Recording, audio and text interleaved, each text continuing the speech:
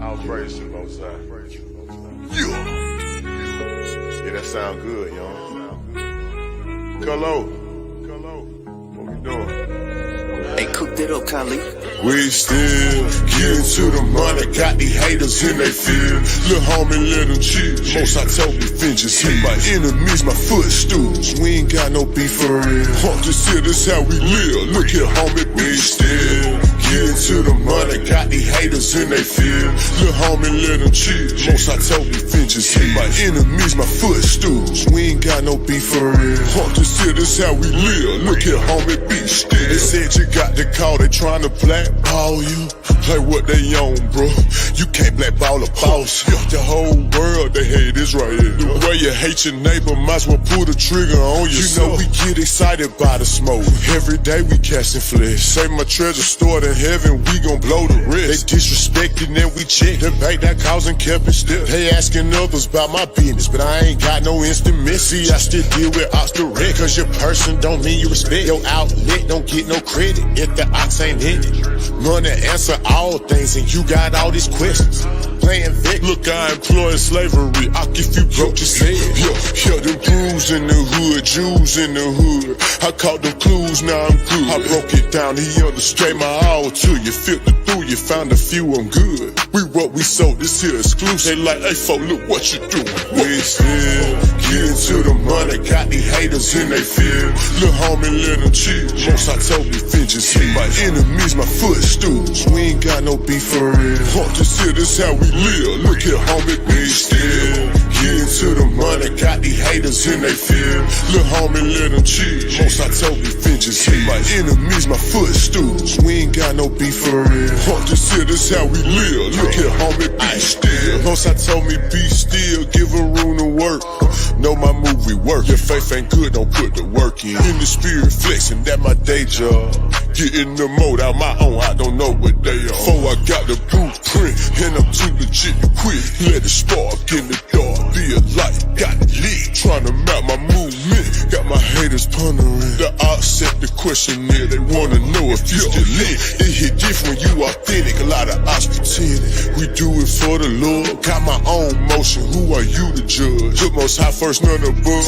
In the spirit, we locked in, they'll come against your plot. You know Judas said, yeah, we spit them scripts, they barely not. Came on slave ships, then you not black. You know they tell you everything. Isaiah 30:20, yeah, we bad. You see what happened when they tried to rail the train up off the track. False witness, hypocrite. We throw shots back, now they feel heat. Must go get it. We still getting to the money, got these haters in they field. Lil' homie, let them chill. Most I told me vengeance hit my enemies, my footstools. We ain't got no beef for real. Just here, this how we live. Look here, homie, we still getting to the money, got these haters in they field. Lil' homie, let them chill. Most I told me vengeance hit my enemies, my footstools. We ain't got no beef for real. Just here, this how we live. Look here, homie, be still.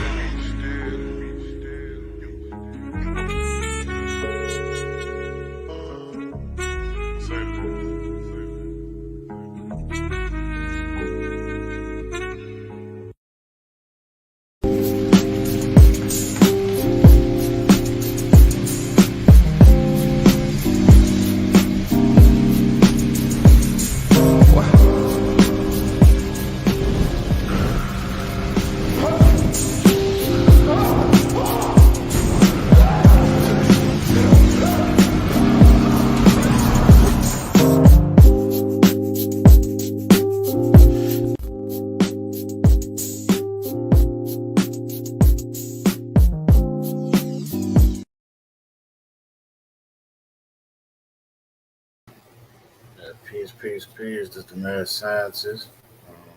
You can catch me on Eric the Mad Scientist, Facebook, TikTok, Bing, True Hot 30 on Instagram, and Eric the Mad Scientist on Twitter. Got some scriptures I'm gonna break down again. It's part 2. But I'm gonna let Karima introduce herself before we get to this. Welcome, peace.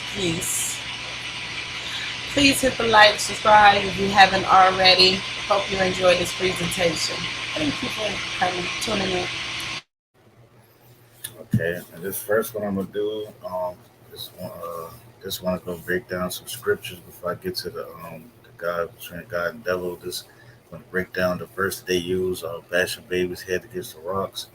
The rape verse, people saying that God condoned rape. I'm gonna show that He didn't, and I'm gonna get to the one verse that I use, the creation story, and then we'll get to the difference between God and the devil. So I hope y'all enjoy. Um, Peace.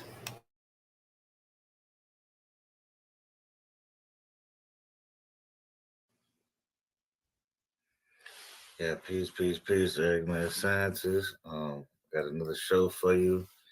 This one I'll be breaking down 3 verses. Again, these verses I see people use to try to discredit Israelites. So I'm showing um, what I call unlearned Israelites, meaning people who not reading the whole book and not reading the whole chapters and not breaking it down like they supposed to and not being able to answer these questions. So I'm going to answer these questions since nobody that I've seen really answered it yet. So let's get to it.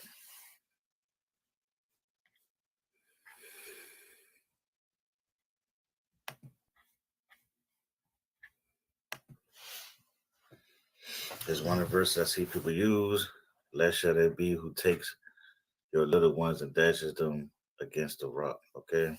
And let's go into what this verse really means. Okay. Psalm 137:9.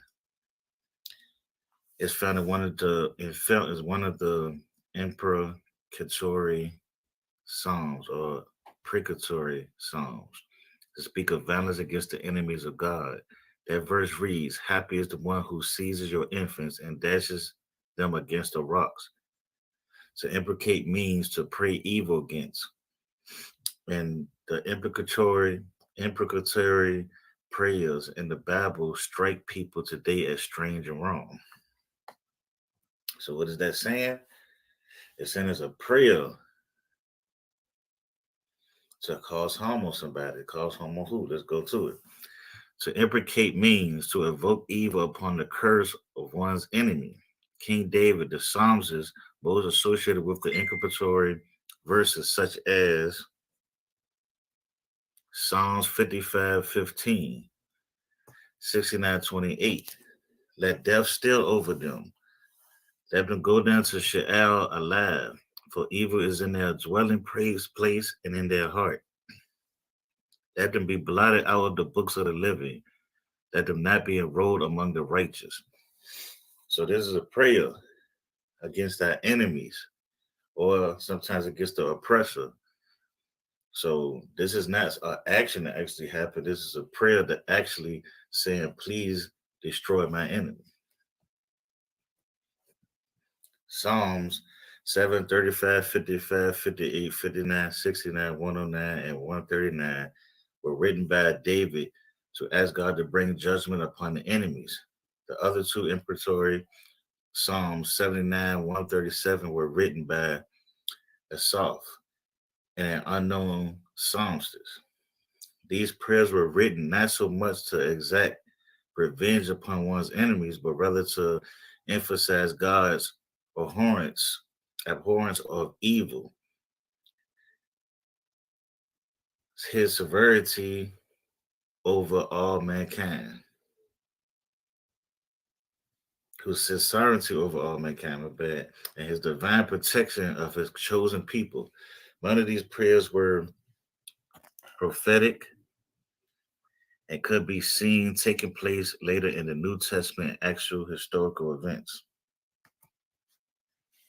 When David prayed for God to shatter the teeth of his enemies, likening them to young lions pursuing him to death, he was making the point that God is holy, righteous, and just, and he will ultimately judge the wicked for the evil they do. Jesus quoted some of the imprecatory Psalms during his earthly ministry. In John 15:27, Jesus quotes Psalms 35:19 and 69:4. Paul also quoted an imprecatory prayer in Romans 11:9-10, which is a quote of Psalms 69:22 through 23. Since Jesus and Paul quoted verses from these imprecatory Psalms, it proves those Psalms were inspired by God, encounters any allegation that they were sinful or selfish prayers of revenge. So this is prayers against our enemy. Again, it's not talking about going and just taking people babies and killing them. There's a reason why, and there's a thing behind it. And let me show you that how they're trying to make this seem like this is some wicked thing, but then they uh follow people and call people their teachers who actually do the same thing. Okay. Using imprecatory prayers from the Psalms today should only be done against the spiritual enemies. Praying in that manner allows God to work in His own lives to soften our hearts toward our enemies, so that we'll have compassion on them for their eternal destiny, and to remove bitterness and anger from our hearts. Praying for God's will to be done means we agree with God and are submitting ourselves to His divine sovereignty. Despite not always understanding perfectly what He's doing in a particular situation, it means we have given up the idea that we know best, and instead we now rely on the trust of God to work His will. If a personal wrong has truly been done to us, we seek God in prayer about it and then leave room for God's judgment and trust Him to do what is best. So what we're saying is we're praying to God, letting it be in His hands, and if revenge comes, the revenge comes. We know things have karma in it, and we understand that He's going to work for us and He's going to put us in the best condition He has. I mean, on best situation when it comes to the condition that we're praying to Him for. This is from a slave narrative. Just wanted to show you prayer, right? And how prayer been going on for a long time, and how people use prayer as power. And this is from a slave narrative, 1930. And this is what she says. We were scared of Solomon and his whip, though, and he didn't like frolicking. He didn't like us niggas to pray either. We never heard of no church, but us was praying in the cabins. We sat on the floor and prayed with our heads down low and sing low. But if Solomon heard, he'd come out and beat the wall with the stick and his whip. He'd say, I'll come in there and tell the hat off of your backs. But some of the old niggas tell us we gotta pray to God that He don't think different of the blacks and the whites. I know that Solomon is burning in hell today, and it pleasures me to know it. Once my mom and pa taking me to Catherine after night and slipped to another place to a prayer and singing. A nigga man with a white beard told us that they am coming when niggas only be slaves of God. We praise for the end of the tribulation and the end of the beating, and for shoes that fit on our feet. We pray that as niggas could have all we wanted to eat, and especially for fresh meat. Some of the old ones say have to bear all, because the all we can do. Some say they're glad to do the time they're dead, because they'd rather rot in the ground than have be beaten. What I hated most was when they beat me and I didn't know why they beat me for. And I hated the stripping me naked as the day I was born. When we was coming back from the praying, I think I heard a nigga dogs and somebody a horseback. I saw Ma. It was them niggas hounds, and they'll eat us up. You could hear them old hounds and shits about my listens and say, sure enough, them dogs are running and God help us. Then she and Pa talking, they took us to the fence corner and stands us against the rails and say, don't move. And if anyone comes near, don't breathe loud. They went to the woods to the hounds, chased them, and not give up. And not get us. Me and Kathleen stand there holding hands, shaking, so we can hardly stand. We hear the hounds some nearer, but we don't move. It goes after Pa and Ma, They circles round to the cabins and gets in. Mercy is the power of God. I've been blind and most helpless for 5 years.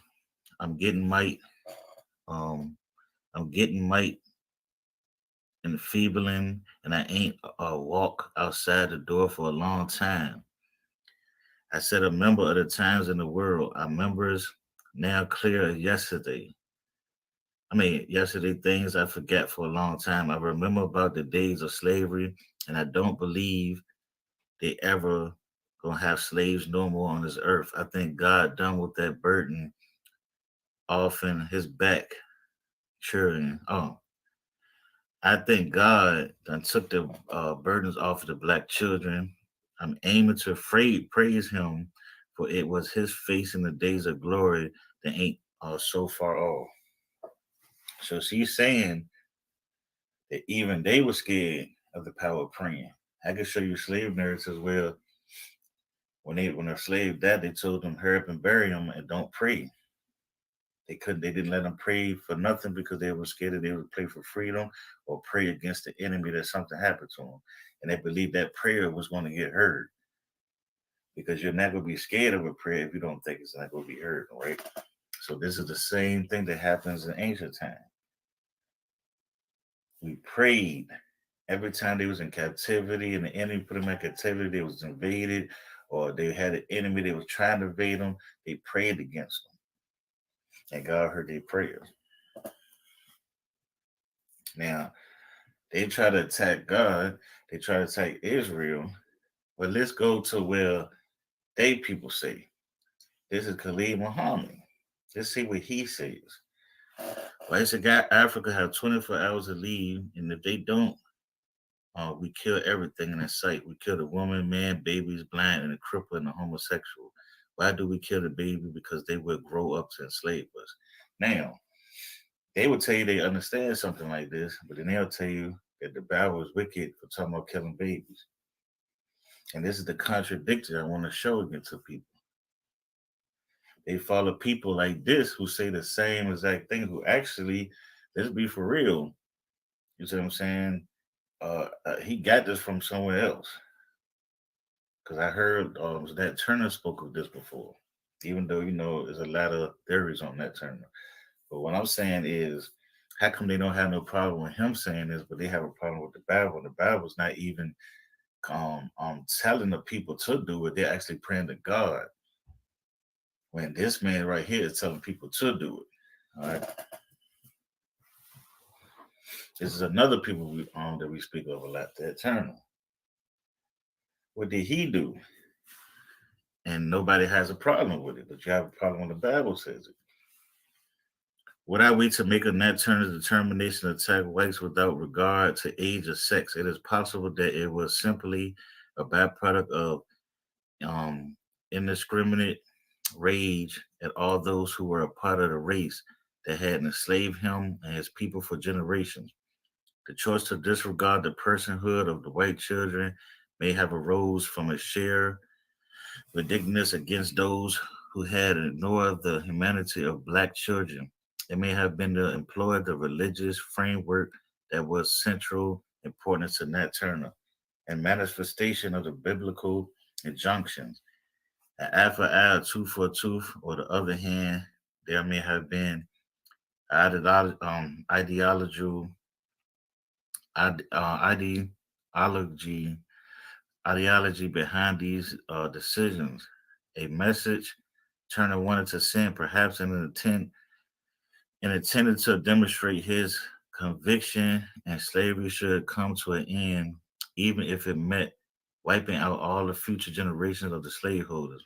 They may, however, have always been a tactical reason for the decision to include white children among the slave rebels, victims, killing all whites, adults, and children alike could have represented, in other words, a calculated, rational strategy implemented as means of giving the revolt its best chance of succeeding.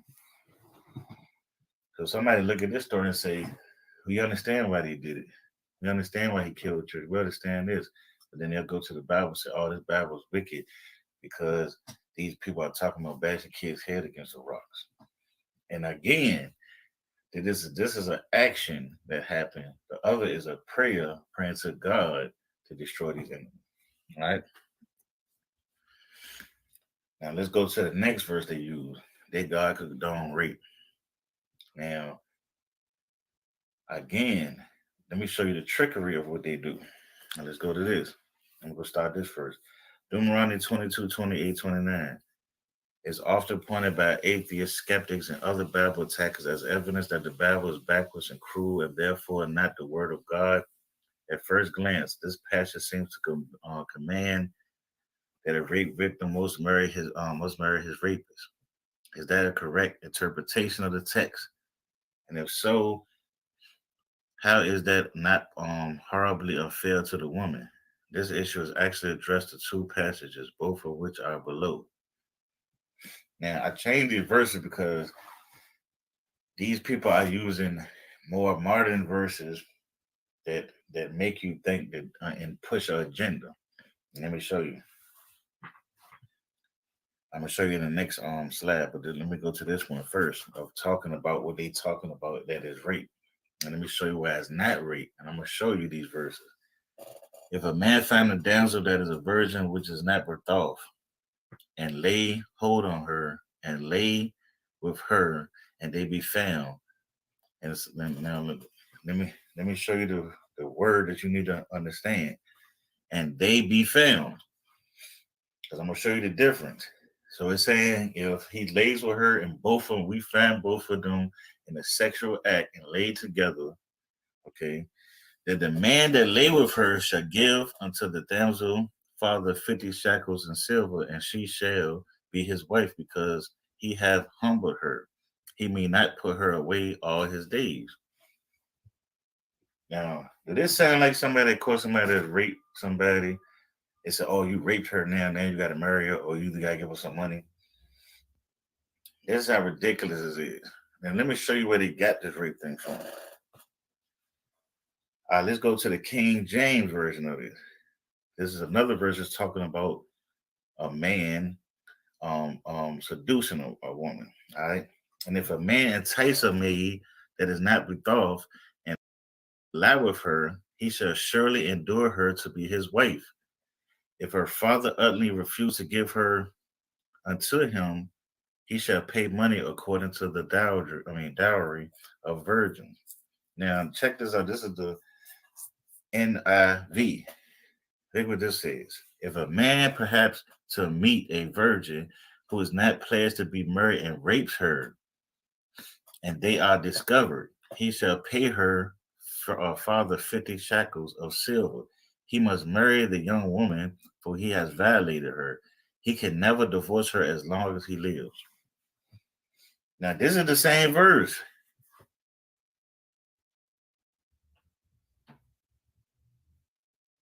It's the same thing, but you see how they put rape? It's talking about the same thing, but you see how they pay rape, and then it's not the rape, it means a entice. And both of them have the same punishment, marry or money. So we understand. So let me get you to understand. It's not talking about rape. It's talking about seducing. It's talking about the woman consensually having sex without being married or going to the father. This is what they're talking about now. People say that's not true. You don't know what you're talking about. So let's go. Let's keep going. Together, these passages clearly state if a man has sex with a virgin who is not betrothed, he is obligated to marry her. He should have sought her father's permission first, negotiated a bride price, and taken her as his wife. Because he did not, he is punished for this. He now must pay up. He can't opt out anymore and marry her. Okay, so he must marry her for the rest of his life, and if the father disagrees, he pays for it. But her father is ultimately in authority over her as her head, until his hands his authority over her, to her husband. If the man is unsuitable, the father can refuse to give his daughter to him. How many fathers would give their daughter to a rapist? Now, that's the first thing you need to ask.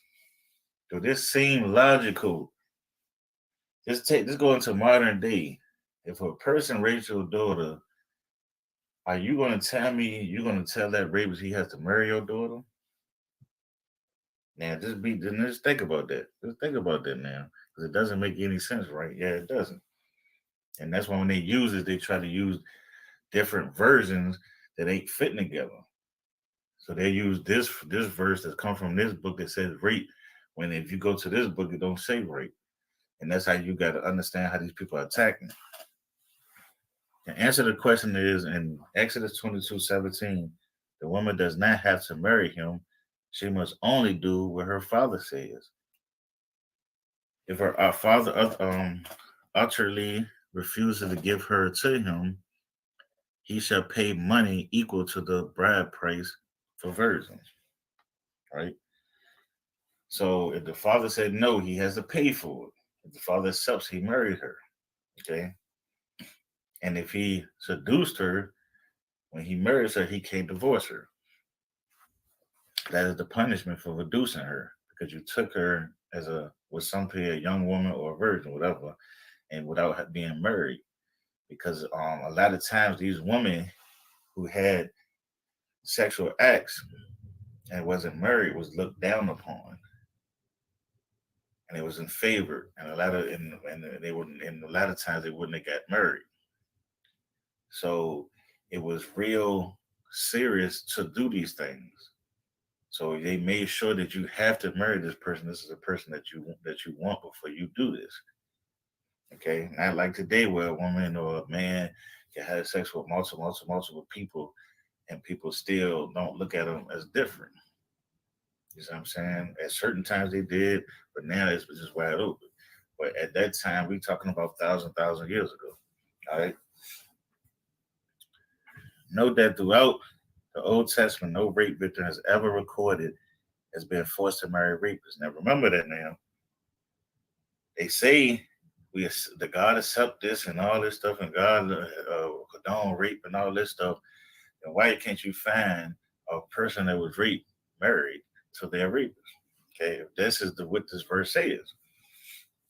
However, it is plausible that there could be circumstances which a father would choose to have his daughter marry a rapist.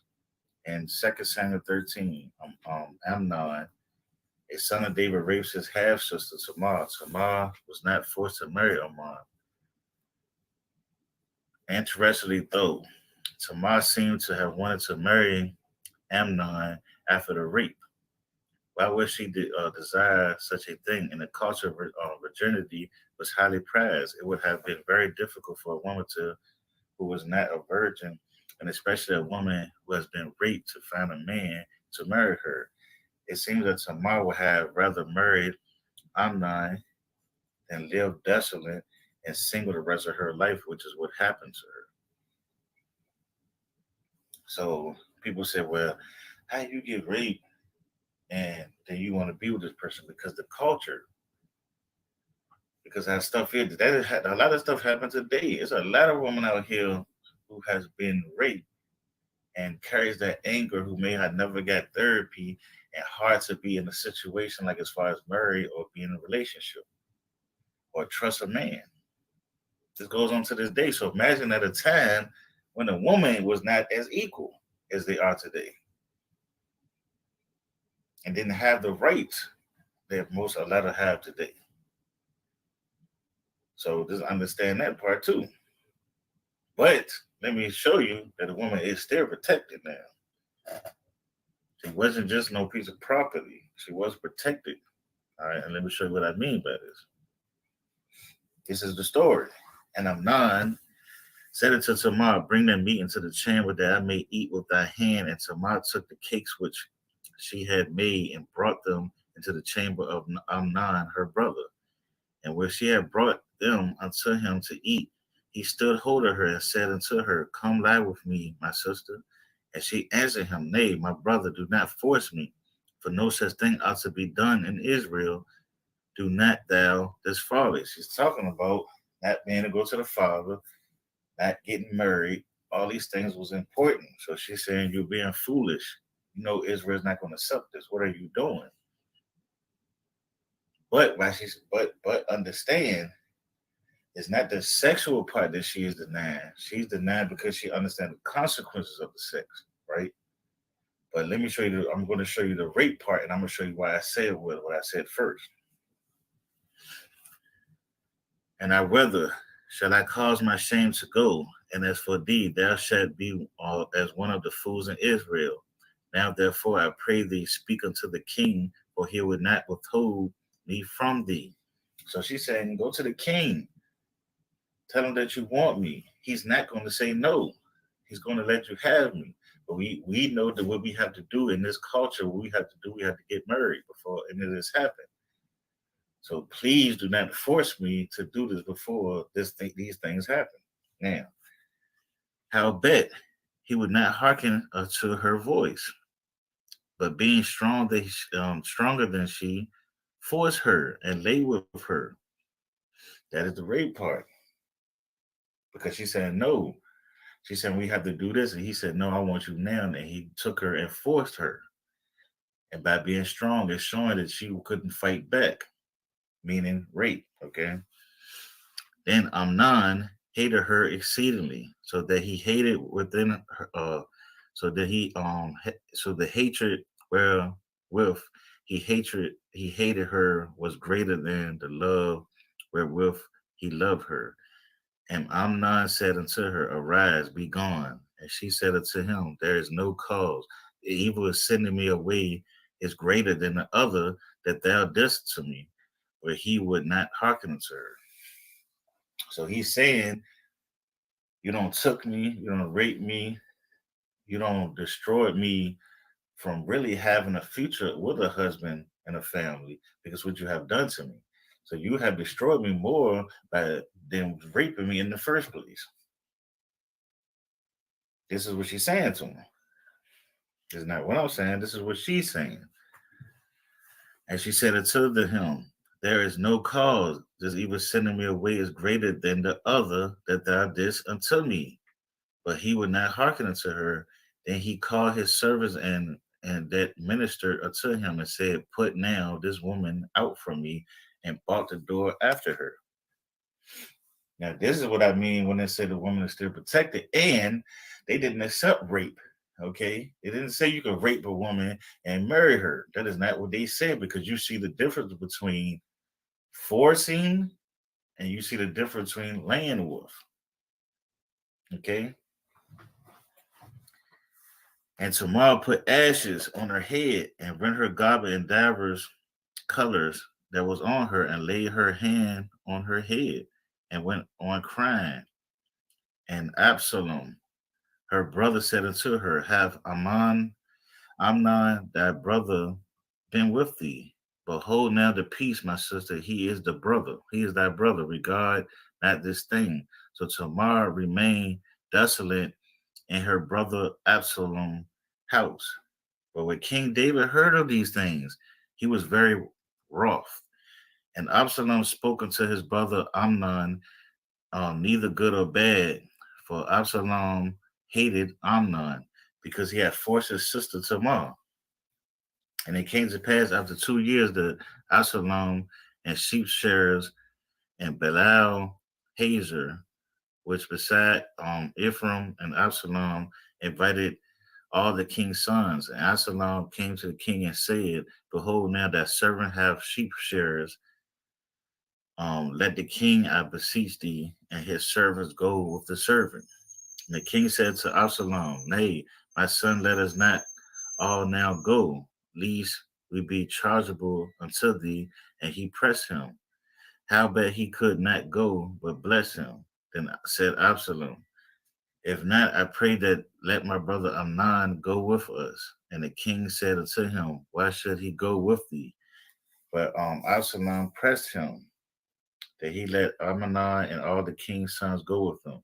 And Absalom had commanded his servants, saying, Mark ye now, when Amnon's heart is merry with wine. And when I say unto you, Smite Amnon, then kill him. Fear not, have not I commanded you. Be courageous and be vigilant. Okay. So this is clearly telling you that they were mad with him and they understand his punishment should be death. So they set it up to where they can kill him. And the service Absalom did unto Amnon, and Absalom had commanded. Then all the king's son arose, and every man got him up upon his mule and fled. And it came to pass, while they were in the way, that tidings came to David, saying, Absalom hath slain all the king's sons, and there is not one of them left. Then the king arose and tore his garments and lay on the earth, and all his servants stood by with the clothes rent. And Jonadab, the son of Shemiah, David's brother, answered and said, Let not my lord suppose that they have slain all the young men, the king's sons, and Amnon only is dead. For by the appointment of Absalom, this have been determined from the day that he forced his sister Tamar. Now, therefore, let not my lord the king take the thing to his heart, to think that all the king's sons are dead, for Amnon only is dead. So when he took all the kings and took Amnon, he assassinated him. But King David thought that from what he heard that he killed all the sons, all the generation. And King David was angry, but he said, No, I didn't. We only killed Amnon. It was a plan to kill him. All right. But Absalom fled, and the young man that kept the watch lifted up his eyes and looked, and behold, there came much people by the way of the hillside behind him. And Jonadab said unto the king, Behold, the king's sons come, as the servant said, so it is. As noted, the penalty for having sex with an unbroughed virgin is completely different from penalty for sex with a married or betrothed woman. Sex with a married or betrothed woman is adultery and was to be punished by death, or both is consensual, or the death of a man if it was rape. So you're telling me a woman is not married and stuff that gets raped, that he has to marry her or pay the father, but a woman that is married that gets raped is death. Don't make any sense, right? So check this out.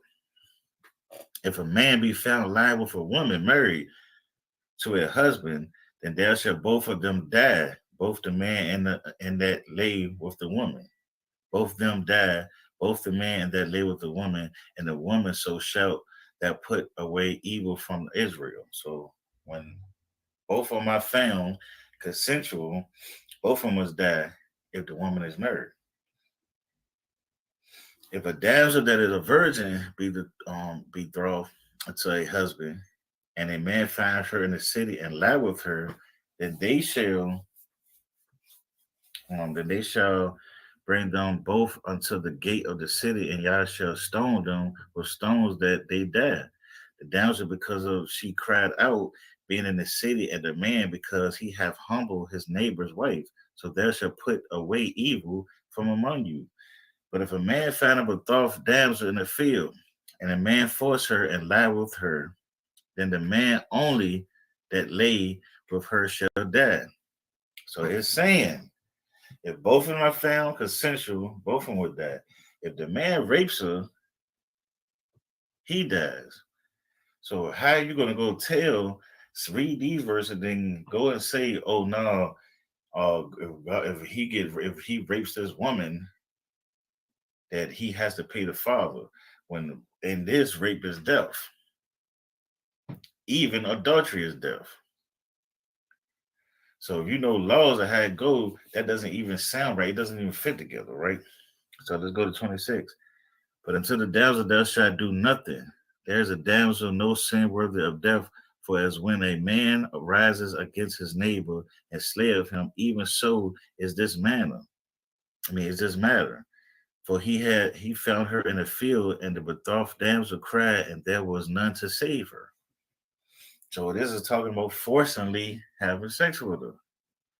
The first is talking about seducing the wife, that both should die. If he rapes her forcibly, meaning she denied it, and he rapes her, he dies. It's that simple. It's that simple. If he rapes a woman that's not married yet, he dies. But if he seduces a woman and both of them lie together and she's not married, The father even can make him marry her or pay. See the difference? All right. Now let me go to the last one because I hear people talking about the 7 days and the sun was created for the trees or plants were created first before the sun, and then this and this and this happened. And I just wanted to break this down. Let's go to the beginning. All right. In the beginning, God created the heavens and the earth was without form and void, and the darkness was upon the face of the deep, and the Spirit of God moved upon the face of the waters. And God said, "Let there be light," and there was light. And God saw the light, and that was good. And God divided the light from the darkness. And God called the light day, and the darkness he called night. And in the evening and the morning were the first day. Now, people will say this is not the sun. This is the sun and moon because literally we go by the day and night from this, from the dark to the night, which makes it a 24-hour process. So for a person to say that this is not that, they don't know what they're talking about, right? And God said, "Let there be the firmament in the midst of the waters, and let it divide the waters from the waters." And God made the firmament and divided the waters which were under the firmament from the waters which were above the firmament, and it so. And God called the firmament heaven. And evening and morning were the second day. So they already count down from 1 day to 2 day to 3 day. So we already know the sun and the moon is already in process right here, right?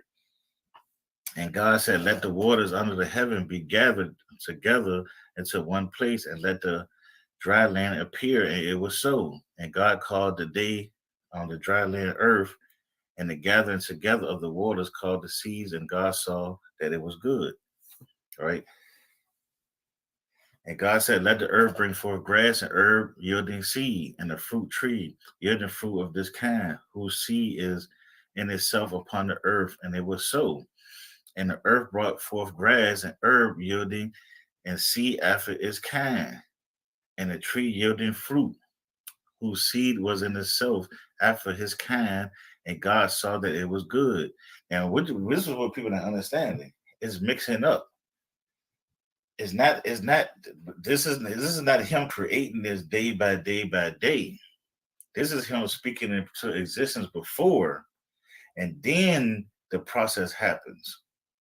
And let me show you what I mean by this, because people are just going by the day because it's making it seem like he created something this day and created something this day. And let me show you that he created the process before it even happened. And then when these days came, these processes happened. Okay. And God said, "Let there be light in the firmament of the heaven, and divide the day of the night, and let them be signs and for seasons and for days and years. And let them be for lights in the firmament of the heaven to give light upon the earth." And it was so. And God made two lights, the greater light to rule the day, and a lesser light to rule the night. And he made the stars also. So this is the same light. It's the same light because how you taking four lights and all of them is have the same action of taking day and night. It's the same light, okay?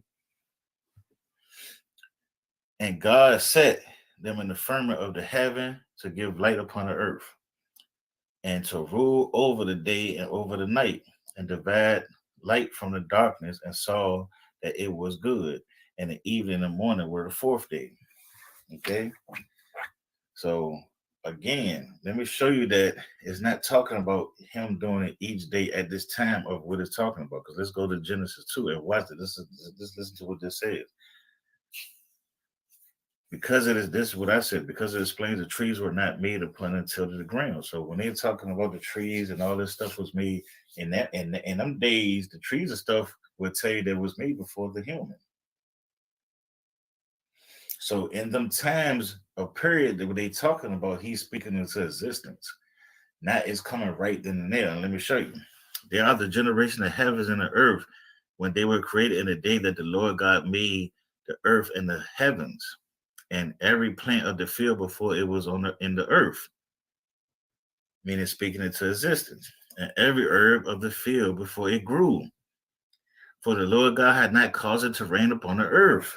So it's telling you that it's not nothing right there on the earth yet. It's not trees or plants or nothing yet, because it hasn't rained. It hasn't went through the process. Okay. And there was not a man to till the ground. Understanding that we till the ground and we grow the trees. But there went up a mist from the earth and watered the whole face of the ground. And the Lord God formed man from the dust of the ground and breathed into his nostrils the breath of life, and the man became a living soul. And the Lord God planted a garden eastward of Eden, and there he put the man whom he had formed. And out of the ground made the Lord God to grow every tree that is pleasant in the sight, and good for food. The tree of life also in the midst of the garden, and the tree of knowledge of good and evil. So this is a pre talking about putting a man in the garden, making him grow it. Okay, grow the trees, grow the plants. It's not talking about in the process of them days where he just created then and there. That's just speaking in existence, because it's telling you that it wasn't even on earth yet when it became created. So understand it is the same as like God said. If I speak to a woman and say, we're gonna get pregnant, I mean, you're gonna get pregnant. And we understand that we have to have sex at a certain amount of time with the ovulation period, right? So it works. The semen goes into the egg, it creates an embryo. That is the existence that we spoke of becoming a creation. It became a reality. But when I spoke it at the time, that child didn't come right when I spoke it. We understood that it was a process that we had to make it happen. All right. There's one more verse I wanted to speak on that people misclude a lot. They always talk about the image, but they never talk about the likeness, because it doesn't say in the image. It doesn't just say in the image, okay? In the image, likeness meaning being gods on earth, having rulership over the earth and animals, not really to look. And that's why I say this.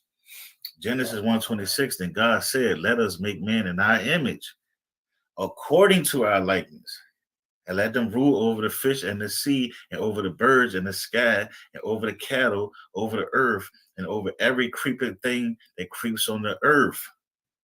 So he's saying, let us make God in our image, make man in our image, according to our likeness, meaning the similarities that he has is going to be similar to us, which is the image, but it's the likeness. So it's the likeness according to the image.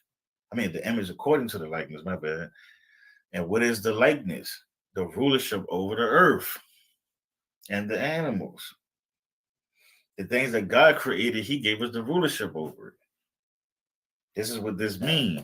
It does not mean he made everybody look like him or look like God, because, the Most High is not a male or female. So it doesn't mean he made us look like the Most High. Okay. According to, if something is done according to a particular set of principles, these principles are used as a basis of way it is done.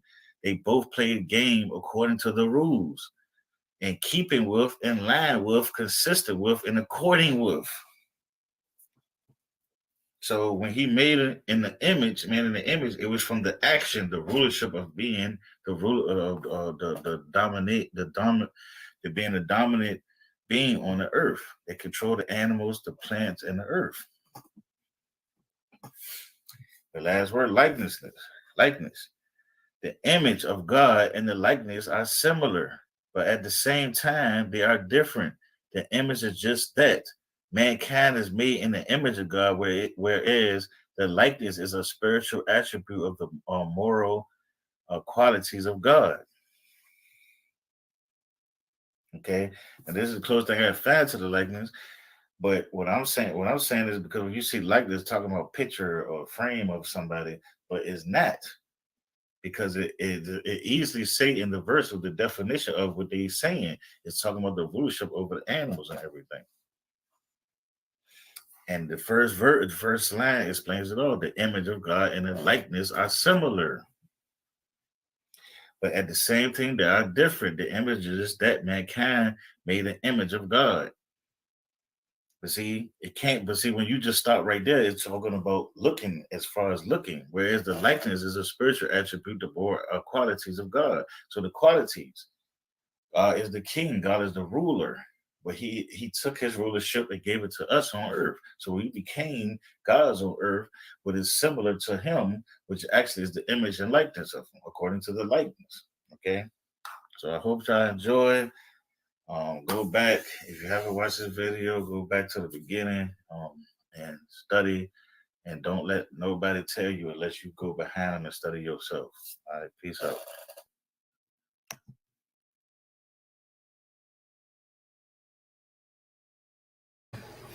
Yeah, that was hope y'all enjoyed that one. I broke down some verses, and we will get to this presentation. It's not too long because it's easily to debunk. I mean, the difference between God and the devil. He used Satan also, so I'm gonna break down all these things. So let me get to this. Let me share it. Let me see right here. Hopefully, let me do the presentation. And supposedly, let me put it up on the screen. And, go back to it. Um,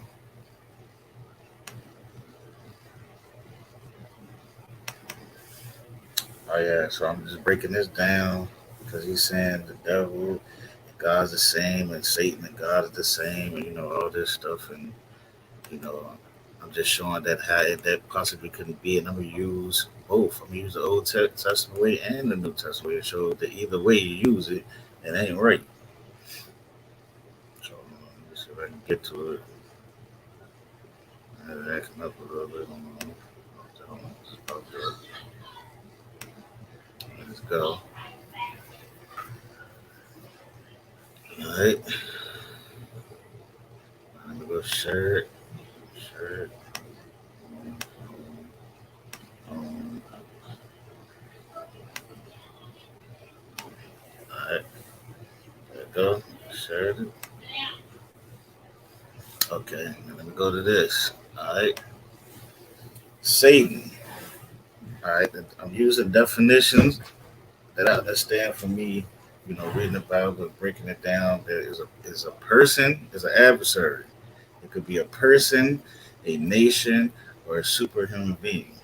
And firstly, when you hear somebody saying, firstly, when you hear somebody saying, can I see it? Hold on. Okay, yeah. Firstly, when you hear somebody saying, right, when you hear somebody saying that they are God and Satan, it is impossible to be both. It is impossible God to be Satan because Satan literally means an adversary.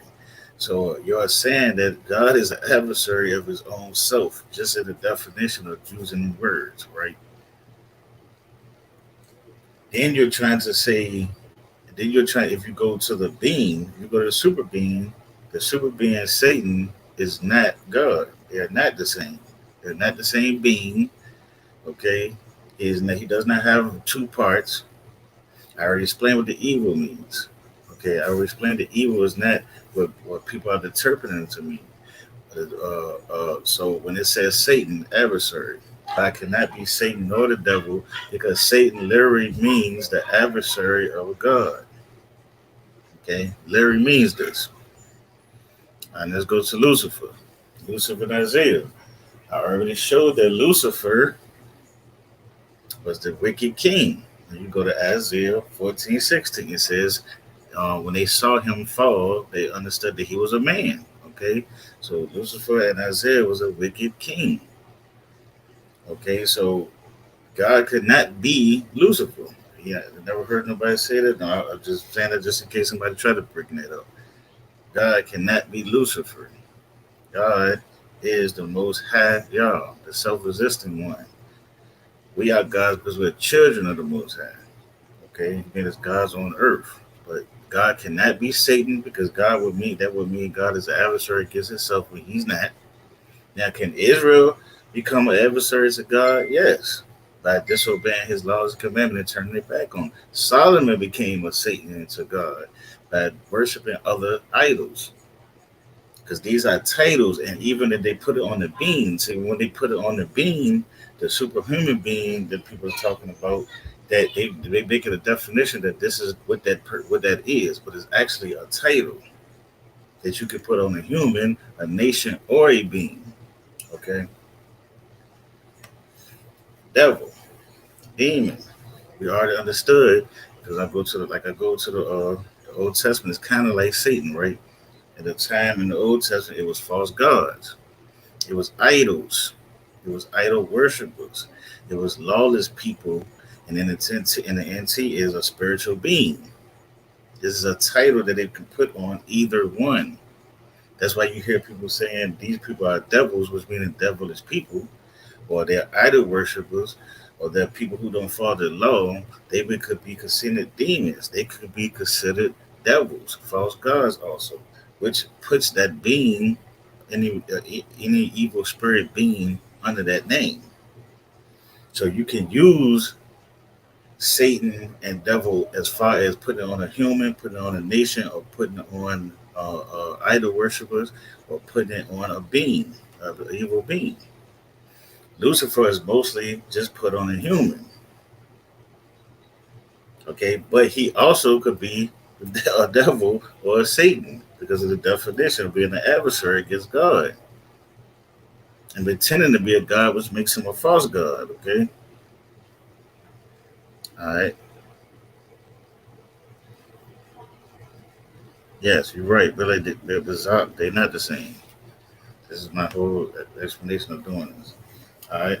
James 4:7. Submit yourself then to God, resist the devil, and he will flee from you. So these verses, this verse right here is distinctively telling you that there are two different things. And you have to be one and or the other. You cannot be both. You cannot be righteous and evil.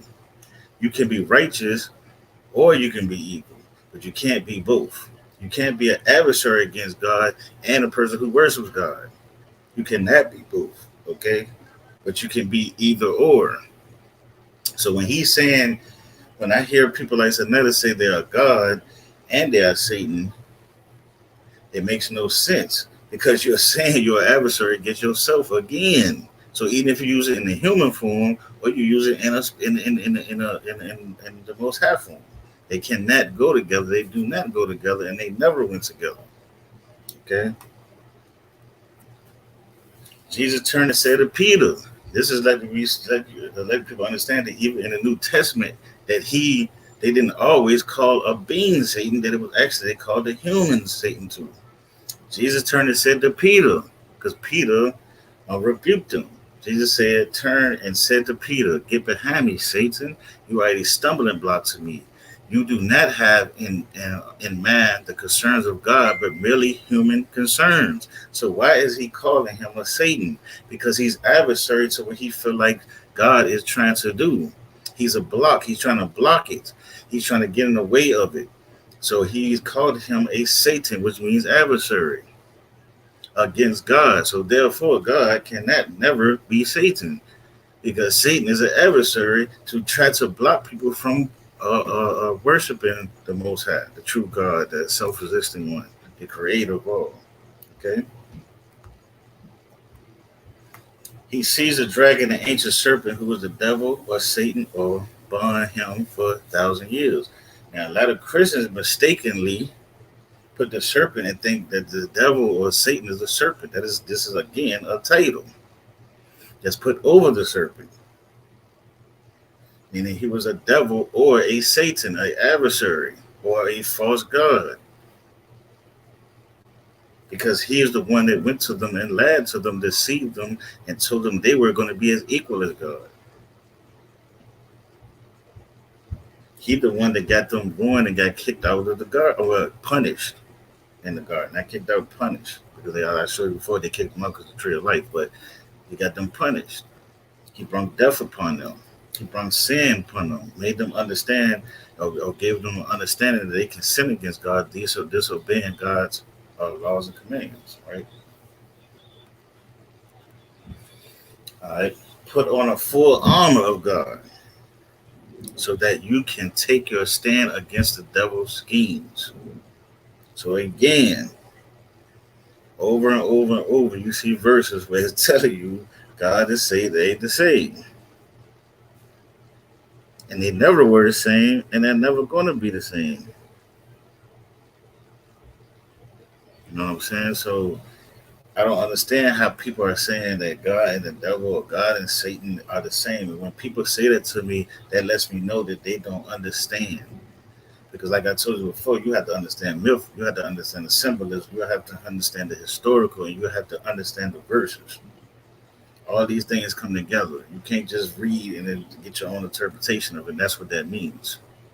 So when I'm talking to a person straight scripture, I use scripture. When I can talk to a person in esoteric. I can talk to a person in the myth form. I can talk to a person in the symbolism form. But right now, I'm talking in the scripture form because this is the things they're trying to do, and they're trying to use and mix Old Testament, esoteric, New Testament. They're trying to mix all this stuff together, and that's why he sounds so confused. Okay. Then Satan entered Judas, called um, Ezarach, Ezarach, Ezarach, one of the 12. Okay, so this is showing again that Satan is a title that can be put on a human, means an adversary. The adversary entered Judas.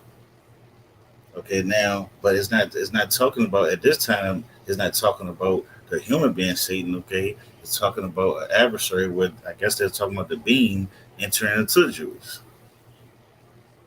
Or, well, matter of fact, if you read this verse, it's called, so matter of fact, this is a human. It's just the way they put it. So the adversary entered Judas, and then they tell you who this adversary is.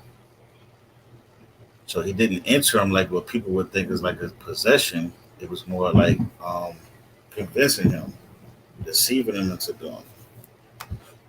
Okay. Again, the devil taketh him up into a seat. Now, this is when the devil took Jesus up into the mountain. I just want to show, like I said, I can go New Testament, Old Testament, either way. You know what I'm saying? I grew up a Christian, so I know how to defend either way you want to go. Okay, again, the devil taketh him up into the exceeding high mountain, and showeth him the kingdoms of the world, and glory of them, and saith unto him, all these things will I give thee, if thee wilt fall down and worship me. Then said Jesus unto him, get thee hence, Satan, for it is written, thou shalt worship the Lord God, and him alone shalt thou serve. Then the devil leaveth him, and behold, angels came and ministered unto him. Now, he distinctively called the devil what? Satan.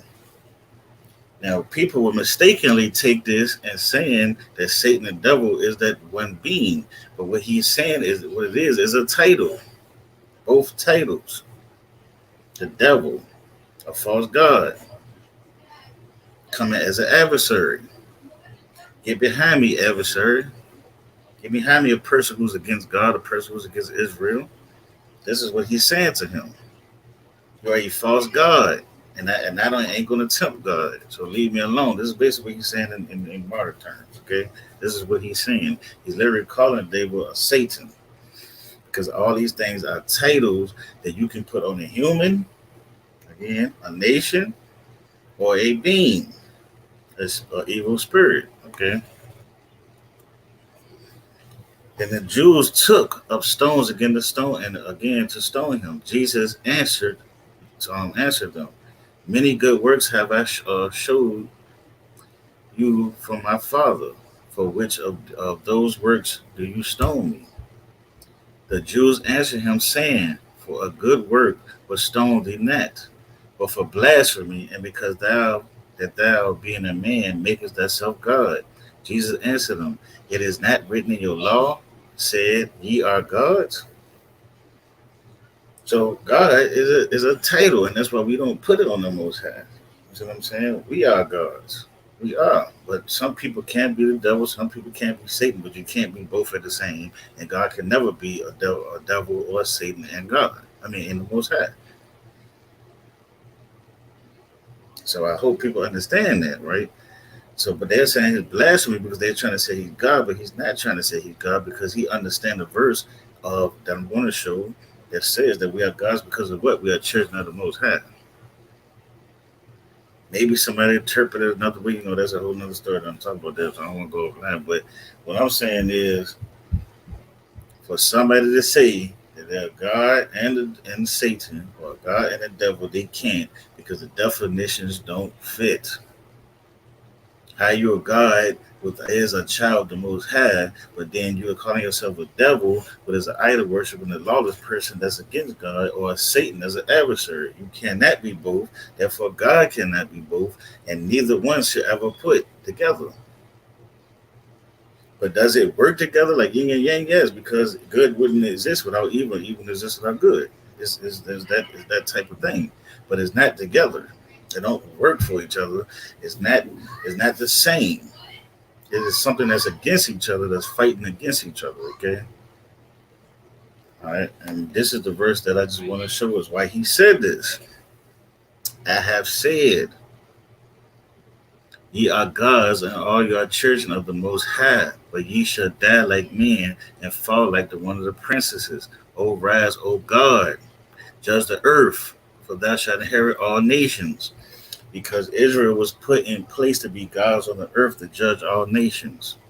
Just like America is wicked, it makes it to all of the world wicked because it's the most powerful structure. So when something is the powerful structure and be the righteous nation, it makes the whole world righteous because we influence. The Negro in America is the most influenced people in the world. And you see what we have, things like drill, we have done to other nations just through music. So people got to understand, even in modern time, these things exist. So again, I'm gonna say it again. God cannot be Satan because Satan is an adversary, and God is not an adversary himself. God cannot be a devil because devils were idols. Okay, idol worshippers, false gods, or evil spirits, which are basically in the sense of false gods. Okay, and God could never be Lucifer because Lucifer was a human and never was a being, a superhuman or a super sexual being or a non-human being.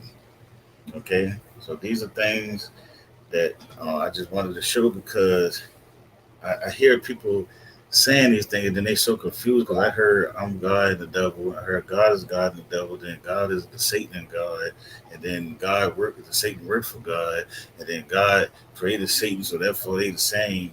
And then putting all this stuff together. But if you go to all you gotta do is break down the definition. You can easily tell them that it's not. Leave some things for them to see. That definition is God an adversary to anything. No, God is not an adversary to anything. Satan means adversary to God or Israel. People are adversaries to God because of the literal definition of it, which means Satan. Satan is an adversary to Israel or God. Okay, that's not a matter of opinion. Righteousness is righteousness. You can only bend that word says so much. Yes, righteousness is righteousness. That's what I'm saying, and I agree. And people try to make it seem like you could be righteous and evil. You can't.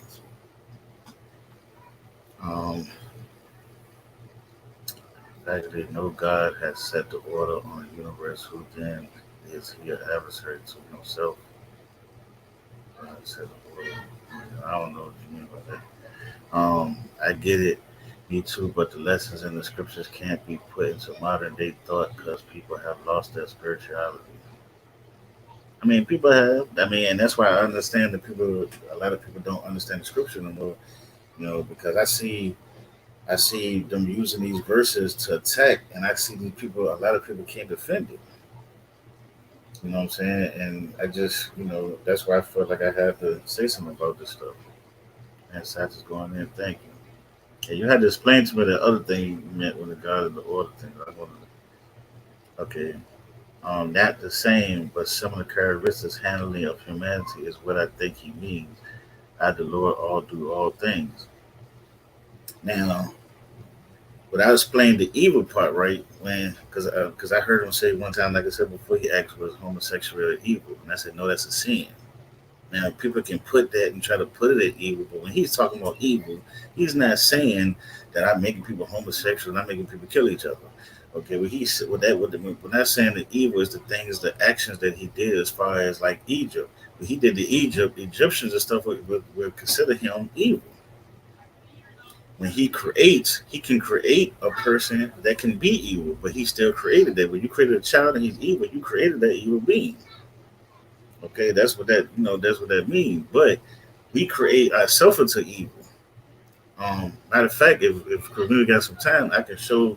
I was gonna show this video of the serial killers and child development and how they became. They didn't become because people wanted to put God on these people. These people, I was in certain conditions and certain things happened to them, but the health happened for them to be them type of evil beings. You see what I'm saying? For them to be that. Okay, so why would God make laws for you to follow to be righteousness, but did create evil people? All right, well, He control all things. We say control, but if we control all things, we wouldn't be able to sin against Him, because sin literally means that we disobey Him. Let me ask you a different way: is God an adversary to anything ungodly or unnatural according to the laws of the universe? And when you say adversary, yes, you can say adversary, but when we talking about when it says Satan, because that's just the English word over that. But when you say adversary, it is a direct enemy against Israel and God. So no, as if you're saying Satan, can God be a Satan against other people? No, no, he can't. I was thinking about that at first, but no, because the literal definition is an adversary against God. That's why Satanists call themselves Satanists, because they're saying they're adversary against Christians and anybody that believe in God. But if you just want to say adversary and leave the Satan part out, I mean, then it is here. Yes, he an adversary, but not as far as that's the English version. But when you go into Satan, no. God, man, no. Okay. You said Satan is a title, not a person. So by definition, steps that God can be an adversary. I already knew you. That's where you was going. No, no.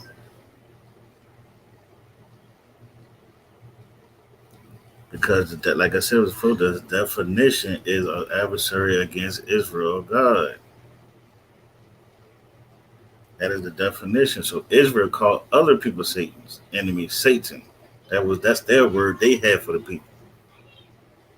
The adversary comes from the English version of it of translating. And that's what the problem is. Y'all trying to mix them things together. Let me see. Let me see if I got anybody else saying anything. Homosexual is evil, but offering your daughter to a mom to be raped is worse. I mean, you guys show me the verse you're talking about. Maybe I can go back and see, because a lot of people use say these things, and when you go read the verse, it doesn't even say the half the things people are saying. Um, this is not really an Old Testament, New Testament thing. This is a thing that just explaining both. Like I said, if you wanted to go New Testament, if you wanted to go Old Testament, I can easily show that either one you can't use. Yeah, I mean, anybody want to jump on here, I can. Anybody can get in person, ask any questions. I'm right here. Peace to all y'all. Like, make sure y'all like and subscribe, man. Like and subscribe.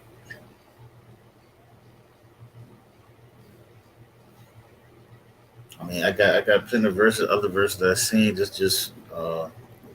Break down, go to the last den and watch the one that I did on the Adam and Eve tree of life, and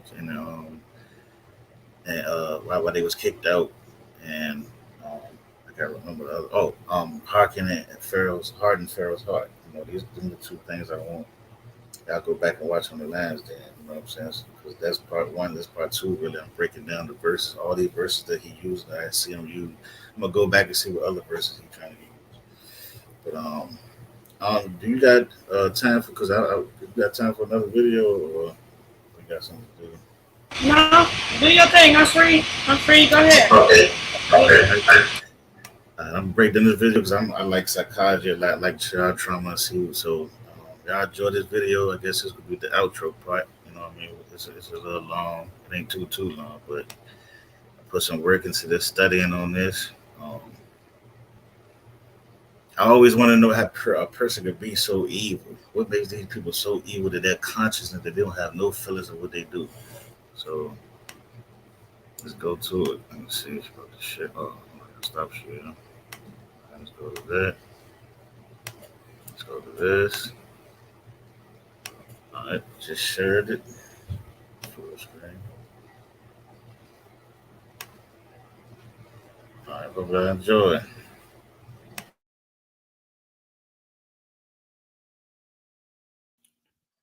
Peace, peace, peace. It's Mayor Sanchez again, coming to you with another one. This one, um, I'm gonna show a little psychology, child development. I always wanted to know about like serial killers. At times we look at these people as the evilest people ever, but I wanted to know what created these people. What created these people to just be so evil to not have a conscience to be able to kill and not have any feelings. So we're gonna get into that today. I hope y'all enjoy. All right, let's get to it. Serial killer's childhood. What makes a serial killer stands towards top serial killers by numbers and satanic serial killers. I'm going to be speaking on all of these. So be prepared because it gets wicked. Okay. What makes a serial killer? FBI.com. There are no specific combination of traits or characteristics shown to dif- um, differentiate serial killers from other violent offenders. There is no generic template for a serial killer. Serial killers are driven by their own unique motives and reasons. Serial killers are not limited to any specific demographic demographic group, such as their sex, age, race, or religion. The majority of serial killers who are sexually motivated, um, eroticized violence during development. For them, violence and sexual gratification are inexplicably intertwined in their psyche. More research is needed to identify specific pathways of development that produce serial killers. So they're still studying on what makes one. They understand that certain things that happen to the serial killer's life that created them, but that doesn't mean it creates everyone like that. So something can happen to this child, something can happen to this child. I don't mean both of them are going to be created as serial killers just because of their environment, the thing they was in. Mental health has a problem too, but just because everybody has a mental issue doesn't make them be a serial killer or serial rapist or serial or molester, anything like that. So they can't specifically say that just because this happens or just because you have this, that's what makes this. Okay, is being a serial killer genetic? Attendees at the several murder simple symposiums agree that there is no generic profile of a serial murderer. Serial killers differ in many ways, including their motivations for killing and their behavior at the crime scene. However, attendees did identify certain traits common to some serial murderers, including sensation seeking, a lack of remorse or guilt, impulsivity, the need for control, and predatory behavior. These traits are behaviors of a consistent with the psychopathic personality disorder. Attendees feel it is very important for law enforcement and other professionals in the criminal justice system to understand psychopathy and its relationship to serial murder. Psychopathy is a personality disorder manifested in people who use a mixture of charm, manipulation, intimidation, and occasionally violence to control others in order to satisfy their own selfish needs. Okay, which basically a lot of people could say more like a psychopath. One of the traits is basically like what you would call narcissistic. I mean, narcissist. What gives serial killers motivation? Anger is a motivation in which an offender displays rage and hospitality towards a certain subgroup of population or society as a whole. Criminal enterprise is a motivation in which the offender benefits the status of monetary compensation by committing murder that is drug, gang, or organized crime related. So a lot of people that are serial killers join stuff that where they can kill and get paid for it, just like when we talk about the Iceman, who's was nothing but a serial killer, but became a hitman for the mob because he enjoyed it, and why not get paid for it? And he lived a life for it. That's why he did it.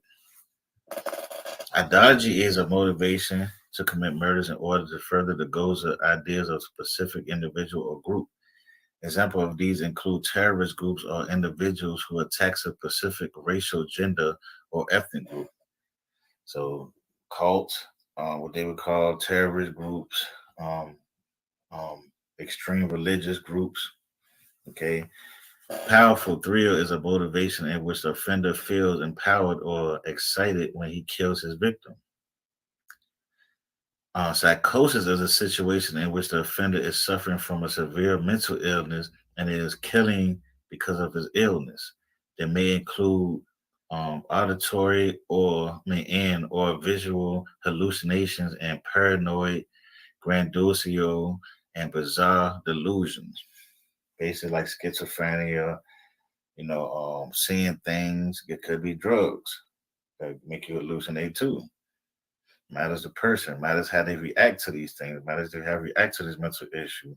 That's what I said. Every person don't become one because of these things, but these are like borderlines of what a lot of them became that. Okay. Sexual base is a motivation driven by the sexual needs, desires of the offender. That may or not be overt sexual contact reflected in the crime scene. So a lot of them, they either get excited, it's from anger, it's from it could be from things like schizophrenia, mental health issue, or it could be sexual. Not necessarily having sex with the person, but that feeling that you have when you have the urge to have sex is the same that they have as killing. I read on some serial killers speaking on that. 7 signs, traits, and guidelines of possible serial killer. Antisocial behavior. Psychopaths have a strong tendency towards antisocial behavior, so watch out for extremely antisocial children. That being said, some children develop more slowly. This is not a definitive sign. Pay attention if your child regress from being extremely social to extremely antisocial. Ed Gein, the inspiration for Psycho's Norman Bates and Silence of the Lamb, Buffalo Bill had no social connection besides his extremely religious and abusive mother, who punished him whenever he tried to make friends. After she died in 1945, Gein began to murder and dig up graves collectively, collecting bodies, parts of women who looked like his mother, and trying to make a woman suit. So this is another thing. When you have children and something happens and they become antisocial, you see that they change, speak to them because they could be getting molested, could be getting abused, they could be getting bullied. A lot of these things associate with that. You see what I'm saying? And then a lot of these serial killers, they've been treated so bad by that person, say their mother, that anything resembles their mama, a likeness, anything, maybe a look, he attacks it because he didn't really have the fortitude to kill his mother. So he killed things that resembled his mother. Arson. Many serial killers start as arsonists. Arson is a psychologically attractive because it involves manipulating power and control, something that serial killing also offers. David Berkowitz, the Son of Sam killer, was infatuated with pyromania as a child to the point that other children called him Pyro. After being arrested, he took responsibility for dozens of New York arsons. Some sources indicate that he might have been responsible for 1,400 fires. Now, if your kid going around doing 1,400 fires, I mean, you know something's up. Well, there ain't even no question. Torturing small animals. Now, I've seen kids do this. I actually seen kids not have friends because of their parents and they hate their parents so much, and then they start doing things like killing cats and stuff. I had a family member that doing that. And I thought, I always thought, man, this man he has the signs of can being one. And I'm glad he changed because he ended up hanging with his other cousins that wasn't, that basically um helped him, you know, helped him with his thoughts, helped him how he acted because all us thought he was going to be some type of serial killer crate because he was just killing cats. He was really violent, but all he did is need to get out of that environment. All right, torturing small animals. This is one of the strongest one of the signs. Children who torture to kill small animals like squirrels, birds, cats, and dogs without showing remorse are highly likely to be psychopaths. Many serial killers kill to control others. Other lives, and as children, small animals are the only lives they have the power to control. Cannibalistic serial killer Jeffrey Dahmer would bike around the woods as a child, collecting dead animals to dissect. Dahmer even killed and dismembered his own puppy, mounted his head on the stake when he was done. Poor family life. So, poor family life can be something that happens too. So these are the signs. Uh, these are not, like I said, definitive. Like meaning this is going to create a serial killer. But these are the studying of them studying serial killers and their childhood life that they went through. Most of them went through these things and became serial killers. So they're giving you the guidelines of what could happen if these things come in place to the child. Poor family life. Many uh, serial killers come from unstable families with criminal, psychotic, psychiatric, or alcoholic histories. These killers often have terrible relationships with their families and often use them as their first victims. When he was only 15, Kempler, the co-ed killer, killed his grandparents after being released at the age of 21. Kemper killed six female college students. The police finally caught him when Kemper killed his violent alcoholic mother. He treated his mother corpse particularly brutal, decapitating her, using her head as a dartboard, and throwing her vocal cords down the garbage disposal. Now, see, if you see stuff like that, yeah, I don't know what to tell you.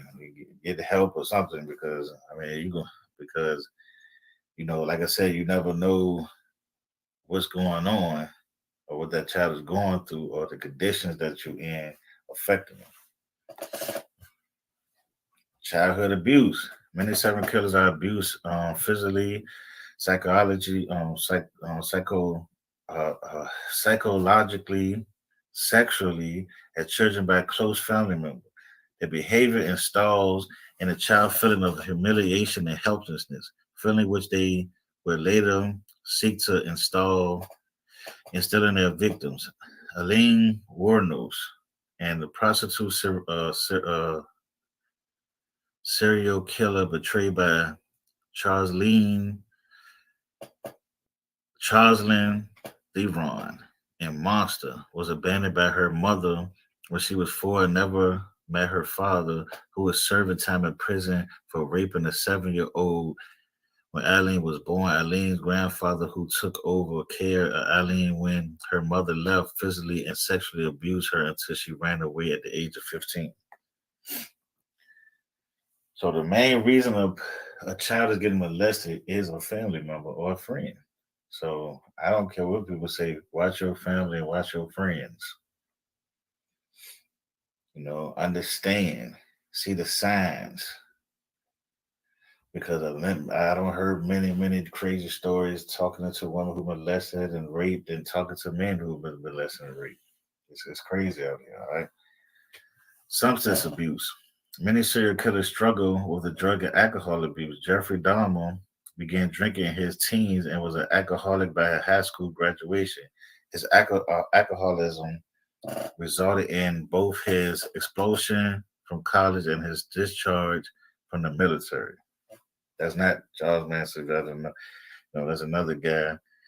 I just put that there because you know um, this was talking about actually the drugs, and I just didn't want to put Charles Manson. This guy is that's the satanic person that I'm going to show later on.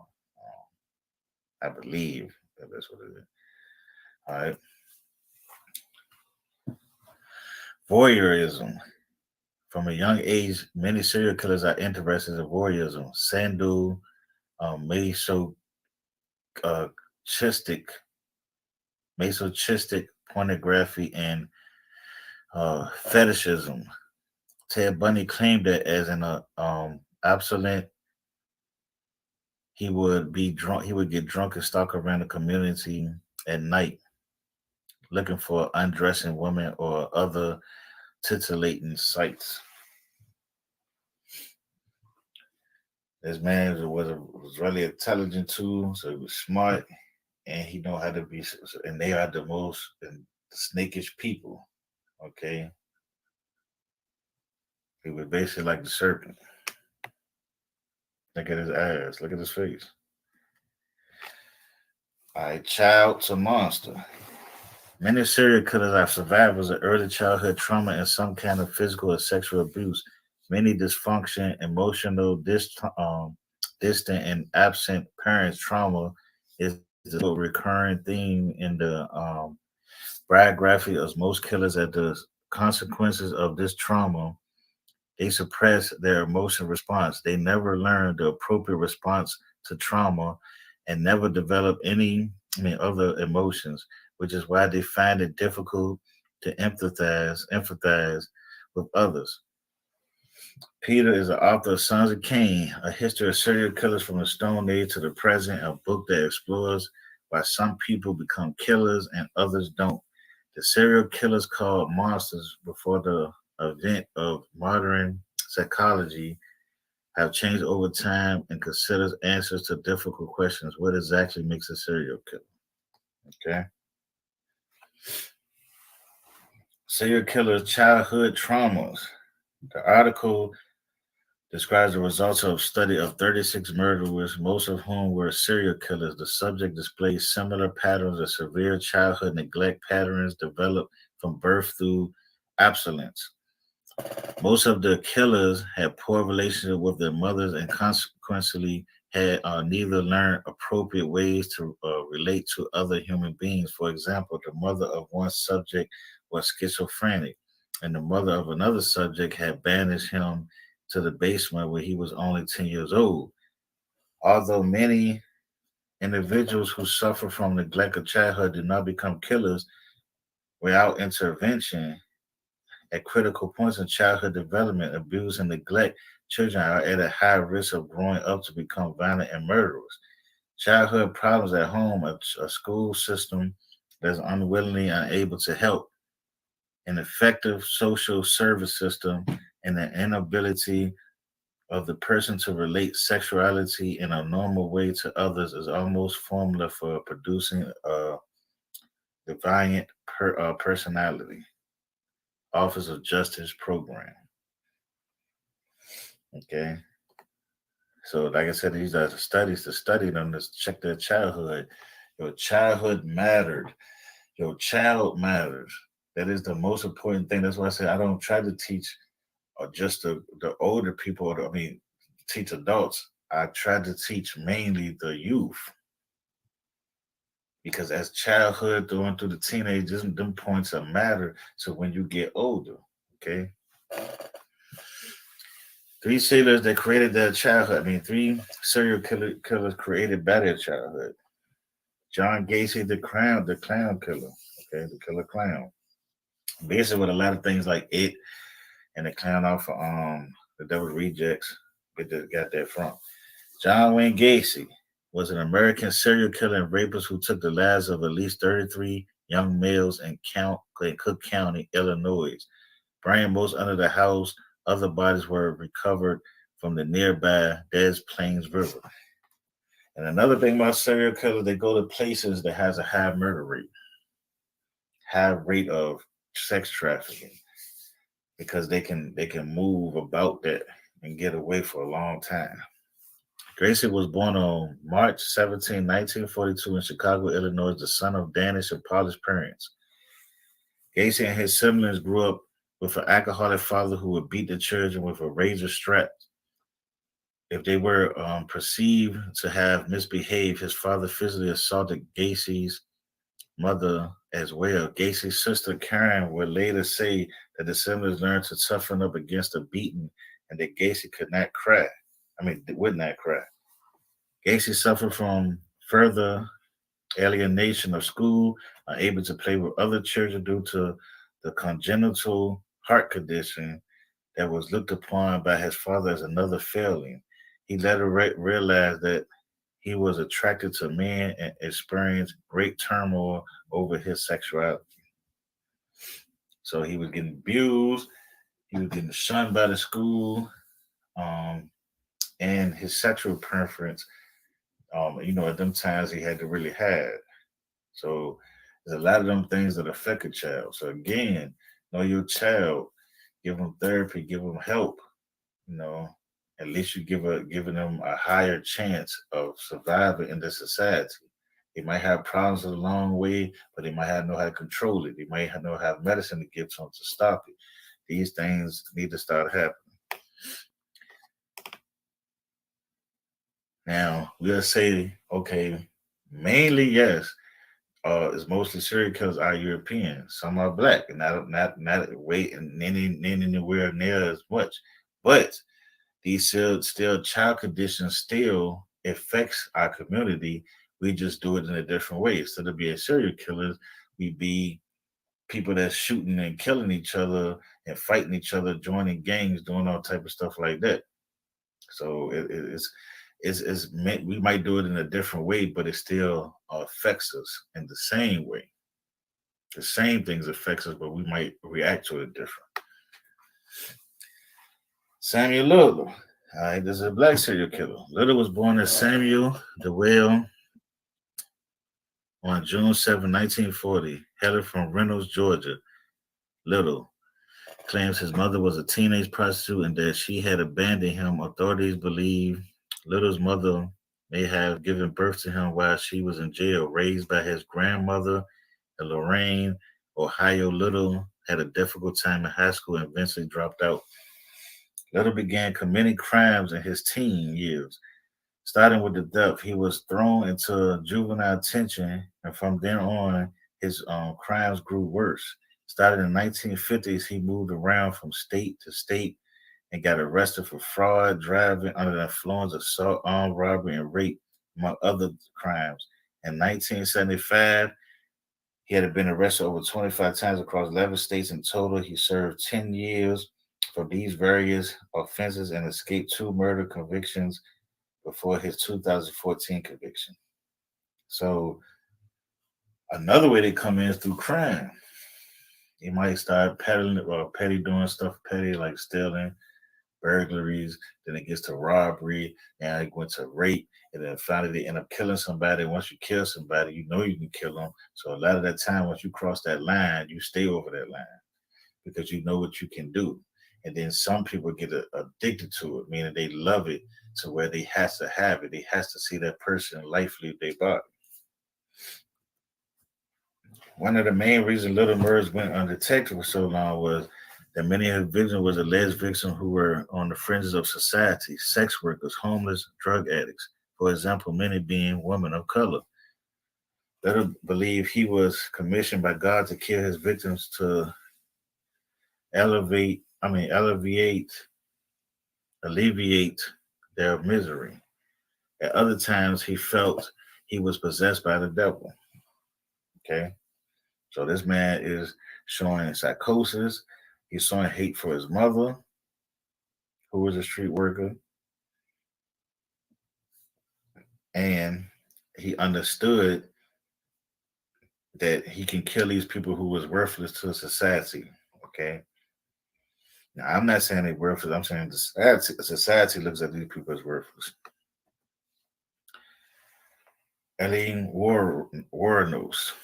After a childhood of abuse, abandonment, Eileen Warnos went on a killing rampage that left at least 7 men dead across Florida in 1989 to 1990. And you see that? That's pure evil. But that evil was created. That evil wasn't a being that went inside, it was a creation. Creation of life, creation of the harsh things that went through in society, creation of the childhood trauma. So before I even talk about people nowadays or down people, I try to by me, studying child development, psychology and stuff. I try to understand why. I still am human, so sometimes I still go and judge before I know, but I try my best to understand. Roy father, a convicted sex offender, was out of the picture before she was born and ended up hanging himself in the prison. Said when she was 13 years old, her mother and Finnish immigrant had already abandoned her by the point, leaving her in the care of paternal grandparents. Less than a year after her father committed suicide, Roano's grandfather died at the liver failure.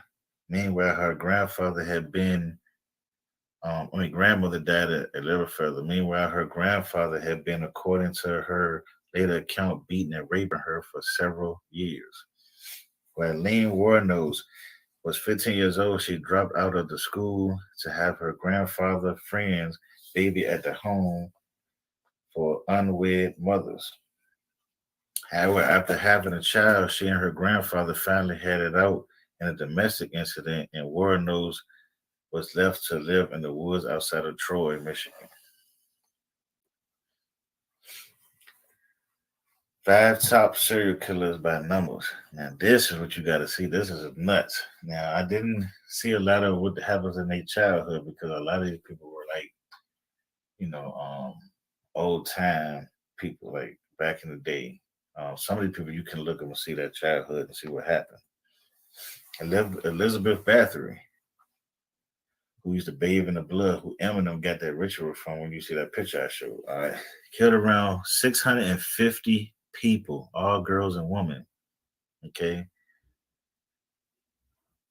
Nationality Hungarian, profession countess of the noble Bathory family, span of killing 1990 to 1610, 30 years of murders. Location of killing, the Katus Castle in modern day Katus, Slovakia. Torture and kill young women and girls, usually orphans, widows, peasant women. See, they like to kill a lot of people that wasn't nothing. Society looked at as nothing, so they wouldn't miss them. Arrested in 1610 and sentenced to life imprisonment, died in prison for 4 years later. Garaz killed 600 people. Let me see. French Lord Knight and commander in the French army during the 100-Year War. Span of killing 1932 to 1948. So you telling me in 8 years a man killed 600 people, okay? Throughout northwestern France, location of killings throughout northwest France, especially in a Jew in Brittany. Kidnapped, raped, and killed young boys and girls from poor families he encountered throughout northwestern France. Punishment. Arrested in September 1940 and hanged to death. 600 people now in 8 years. Just remember that. Peter Neers killed 544 people. German bandit leader. Span of killing 1566 to 1581. Location killings throughout the southwest parts of the Holy Roman Empire, modern day southwestern Germany and eastern France. Robbed and murdered his victims at the time, cannibalism. Ate the feces of pregnant women, female victims. fetus of pregnant woman, female victim. Robbed and murdered his victims in times, arrested September 13, 1581, and quartered alive on the breaking wheel 3 days later. Amelia Dreyer killed 400 people. British nurse a baby farmer, 1880 to 1896. Bristol, England, and later in Reading, England. Murdered the orphaned and unwanted children she previously adopted in financial reasons. Arrested in April 1996. Hanging with death around 2 months later. I mean, people saying these people dying like right after. I'm thinking people killing these people, but hey, killed 350 people. Now you see this man life, man. This man's crazy. He was raping his sister as a teen, and he got raped and killed people and killed kids. Like he did a lot. All right, Colombian, 1969 to 2022, possibly ongoing. Raped and murdered underage girls, arrested in 1978 in Peru, but released without charge. Arrested in 1980 in Ecuador, sentenced to uh, prison in 1994, deported to Colombia, where he was declared insane and admitted to a psychiatric hospital in Bogota, Colombia, released from there in 1998.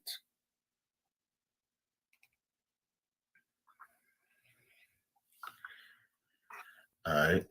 Santana killer Richard Ramirez, known as the Night Stalker, is one of the most prolific and vicious serial killers that have terrorized the streets of Los Angeles in the 80s. Now Netflix doc series Night Stalker, searching for the serial killer, delves into how investigators finally apprehended the killer after he managed to evade law enforcement for a year. Gomez, first known as the walk-in killer, invaded homes, murdering and sexual assaulting the residents. From June 1984 to 1985, he used a wide variety of weapons and would leave behind satanic symbols.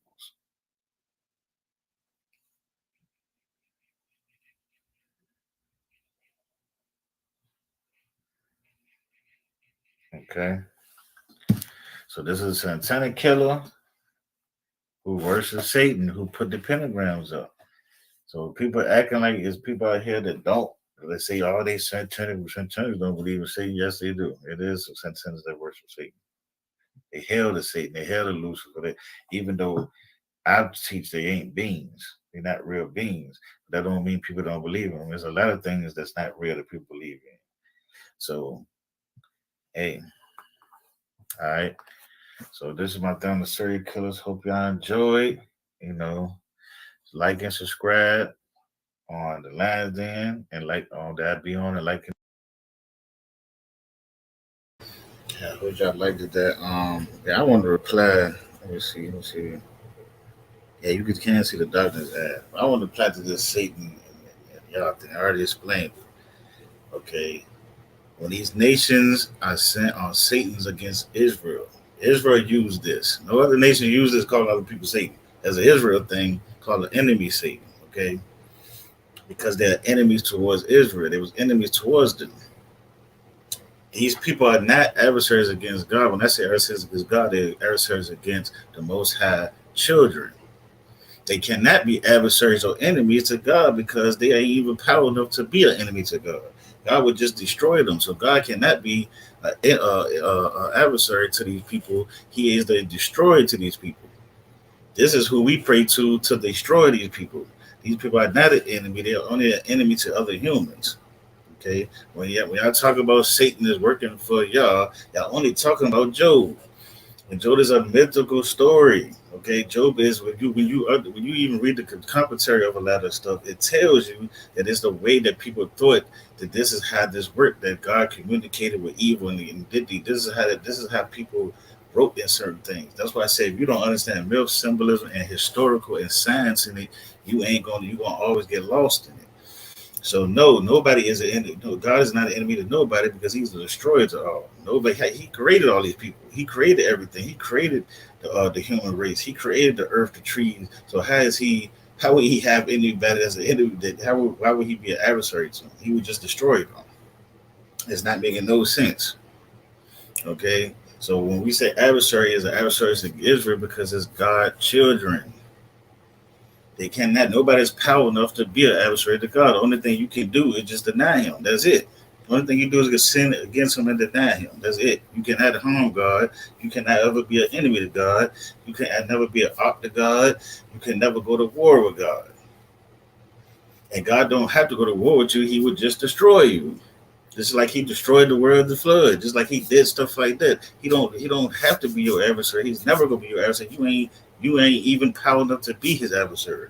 You're not power enough to even control the evil spirits that possess us. So stop with that. And him and Satan does not work together. That doesn't make already prove that these are titles of certain spiritual beings. And the devil, okay, again, when you looked at the New Testament, when you went into there, it showed you that they were specifically against each other. But the devil wasn't against God. The devil was trying to go against His creations, His children, His prophets. That's what the devil was doing. The devil wasn't even power enough to even touch God. So we gotta stop that. You know what I mean? We gotta get that out there. But that is a direct camp teaching. That is direct old like Indo and all this stuff teaching, talking about higher and lower self and all that. That is a lot of other things that doesn't fit with that. Okay, so let me see.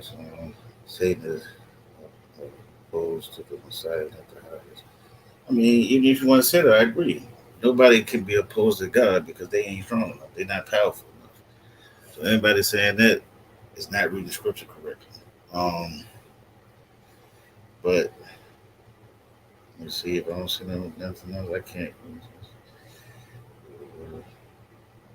Okay. Overstanding is a gift. Yeah, I agree. That's beats. But yeah, that was my show. I hope y'all, like and subscribe. Support the Lions Den. And like I said, anybody want to go live, man. Hit the Karima up. Y'all got some information y'all wanna put out. Hit her up. She wasn't to listen to anything, man. As long as it ain't just crazy, but she wouldn't listen to anything that people put out. You go to all these videos, all type of different aspects of teaching. It ain't just one way. So you got something to spread out, hey, put it out, man. And thank you, Karima, again for letting me teach on your show. You're welcome anytime. Okay, y'all peace out. Can you play that song? Because when we outro, I like that song that you're playing. All right. Y'all peace and thank you and subscribe and like.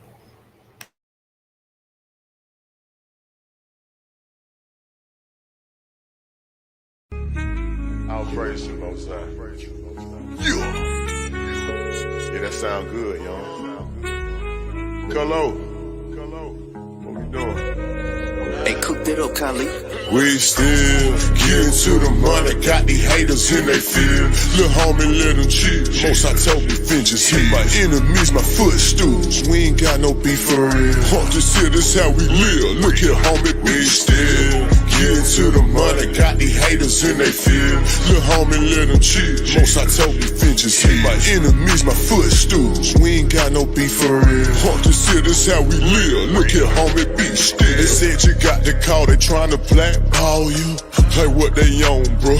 You can't blackball a boss. The whole world, they hate this right here. The way you hate your neighbor, might as well pull the trigger on yourself. We get excited by the smoke. Every day we casting flesh. Say my treasure stored in heaven, we gon' blow the rest. They disrespected and we check. Them bank that causing kept it still. They asking others about my business, but I ain't got no instant miss. See, I still deal with ox direct. Cause your person don't mean you respect. Your outlet don't get no credit if the ox ain't in it. Money answer all things and you got all these questions. playing Vic. Look, I employ slavery. If you broke, just say it. Yeah, them crews in the hood, Jews in the hood. I caught them clues, now I'm good. I broke it down, he understood my all to you. Filtered through, you found a few, I'm good. We what we sold, this here exclusive. They like, hey, folk, look what you doing. We still getting to the money, got these haters in they field. Lil' homie, let them chill. Most I told me, vengeance hit. My enemies, my footstools. We ain't got no beef for real. Just here, this how we live. Look here, homie, we still getting to the money, got these haters in they field. Lil' homie, let them chill. Most I told me, vengeance hit. My enemies, my footstools. We ain't got no beef for real. Just here, this how we live. Look here, homie, be still. Most I told me, be still. Give a room to work. Know my movie work. Your faith ain't good, don't put the work in. In the spirit flexing, that my day job. Getting the mode out my own, I don't know what they are. Before I got the blueprint, and I'm too legit to quit. Let it spark in the dark, be a light, got it lit. Trying to map my movement, got my haters pondering. The odds set the question there, they wanna know if you still lit. It hit different, you authentic, a lot of odds pretending. We do it for the Lord, got my own motion, who are you to judge? Put most high first, none above. Taking the spirit, we locked in, they'll come against your plot. You know Judas said, yeah, we spit them scripts, they barely now. Came on slave ships, then you not black. You know they tell you every Isaiah 30:20, yeah, we bad. You see what happened when they tried to rail the train up off the track. False witness, hypocrite. We throw shots back, now they feel heat. Must go get it. We still getting to the money, got these haters in they field. Lil' homie, let them chill. Most I told me, vengeance hit. My enemies, my footstools. We ain't got no beef for real. Just here, this how we live. Look here, homie, be still. Getting to the money, got these haters in they field. Lil' homie, let them chill. Most I told me, vengeance hit. My enemies, my footstools. We ain't got no beef for real. Just here, this how we live. Look here, homie, be still.